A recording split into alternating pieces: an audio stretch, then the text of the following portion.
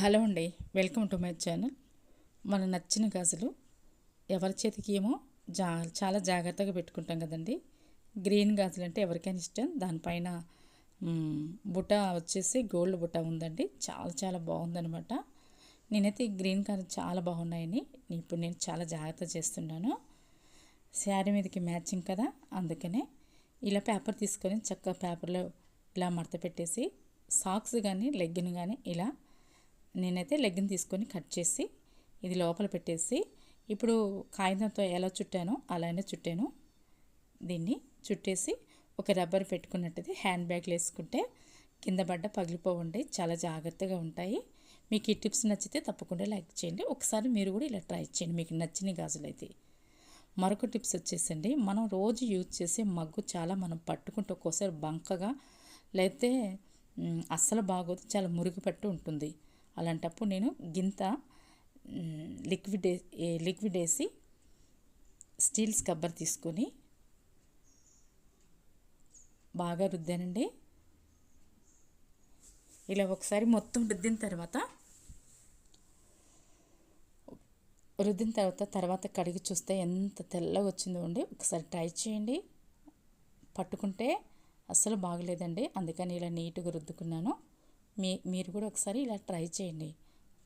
నచ్చితే లైక్ చేయండి. ఈ టిప్స్ మరొక టిప్స్ వచ్చేసండి, నేను ఇలా 2-3 సార్లు కళాయిలో ఆయిల్ ఉంచేసి చిప్స్ వేయించుకున్నామండి. ఇలా వేయించుకుంటే ఈ సైడ్ మట్టి చాలా బ్లాక్గా అయిపోయింది. జిడ్డు అయితే బాగుంది. జిడ్డు వదలాలంటే చాలా లిక్విడ్ పడుతుందండి. అందుకనే కొద్దిగా నేను గోధుమ పిండి వేసేసి ఆ జిడ్డుని మొత్తం పోగొట్టుకున్నాను ముందు. తర్వాత సైడ్లో ఉంటున్న బ్లాక్ని తర్వాత రుద్దుకుంటే సరిపోతుంది. ఈ టిప్స్ మీకు నచ్చితే తప్పకుండా లైక్ చేయండి. ఈజీగా అయిపోతుంది పని.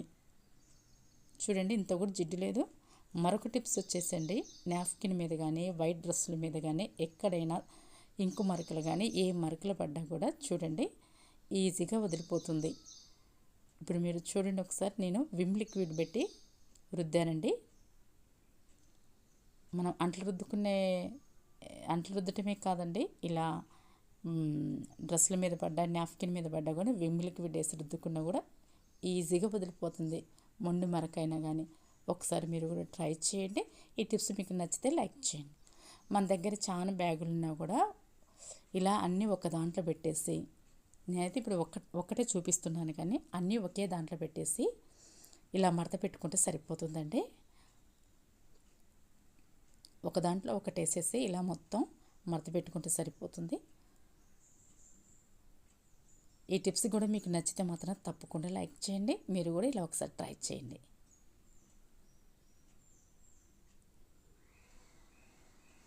మీరు కూడా ఒకసారి ట్రై చేయండి. చూడటానికి కూడా చాలా బాగుందో, ఒక బ్యాగ్ లాగానే అనిపిస్తుందండి. ఒకసారి మీరు చూడండి,